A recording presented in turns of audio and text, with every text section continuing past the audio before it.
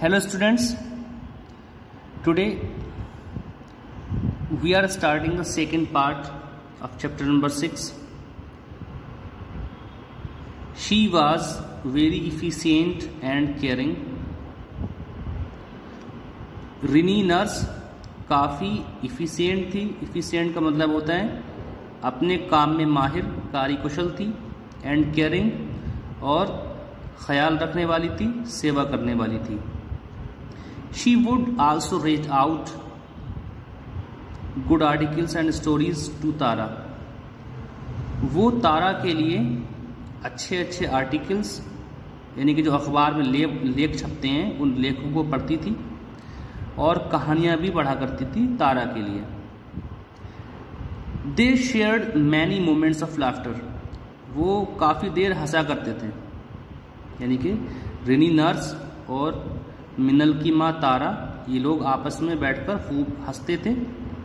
The day Rini was to leave. और वो दिन जिस दिन रिनी को जाना था, तारा बोली, I am so thankful to you. मैं तुम्हारी बहुत एहसानमंद हूँ, शुक्रगुजार हूँ. I wouldn't have recovered so fast but for your care. अगर तुमने मेरी सेवा नहीं की होती तब मैं इतनी जल्दी ठीक नहीं हो पाती. You have brought back smiles to my family. तुम मेरे परिवार की मुस्कुराहट को वापस लेकर आई हो. Rini waived good bye. Rini ने गुड बाय कहा. एंड सेड और बोली, I will miss you all. मैं तुम सबको बहुत याद करूंगी. Keep in touch. मिलते रहना, संपर्क में रहना. और next page, Minal whispered to her mother at night. मिनल अपनी माँ से हल्के से बोली रात के समय, I will become a nurse like Rini auntie when I grow up.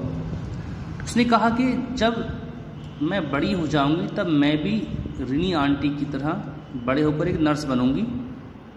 Tara looked at her for a while and said. Tara ने कुछ पल के लिए तो अपनी बेटी को देखा और बोली, then you must read about Florence Nightingale before you make up your mind. तब तुम्हें अपना मन बनाने से पहले, यानी कि नर्स बनने का मन बनाने से पहले, तुमको फ्लोरेंस नाइटिंगेल के बारे में ज़रूर पढ़ना चाहिए. एनीवे, कोई भी बात है, चलो कुछ भी है. We will talk about it tomorrow. उसने कहा कि चलो ऐसा करते हैं, हम इस बारे में कल बात करते हैं. अब नेक्स्ट मॉर्निंग आया. अब नेक्स्ट मॉर्निंग संडे का था. Everyone was relaxed. हर कोई रिलैक्स था. आफ्टर अ हार्टी ब्रेकफास्ट, खूब न्यूट्रिशियस खाना खाने के बाद, ठीक ठाक खाना खाने के बाद, मिनल रैन टू हर मदर. मिनल दौड़ते हुए अपनी माँ के पास गई. बोली, who is Florence Nightingale. Florence Nightingale कौन है. Where does she live these days. वो इन दोनों कहाँ रहती हैं. She said. उसने कहा.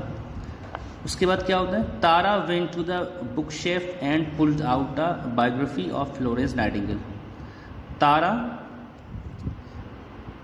जहाँ पर किताबें रखी होती हैं उसको बुक शेल्फ बोलते हैं. किताबों की अलमारी के पास पहुँची और वहाँ से उसने फ्लोरेंस नाइटिंगेल की बायोग्राफी निकाली.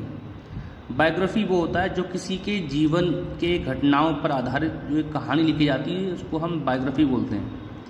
ठीक है. तो उसके बाद क्या होता है, Minal sat down on a chair and began to read. Minal ने किताब को लिया, कुर्सी पर बैठी और पढ़ना शुरू किया. लिखा था, Florence Nightingale was born on 12 May 1820 in Florence, Italy, in a rich upper class British family. Florence Nightingale का जन्म 12 मई 1820 को इटली के शहर फ्लोरेंस में हुआ और वो एक अपर क्लास ब्रिटिश फैमिली में जन्मी थी. यानी इसकी जो फैमिली थी वो अमीर थी और ब्रिटिश फैमिली थी. She was named after the city of her birth.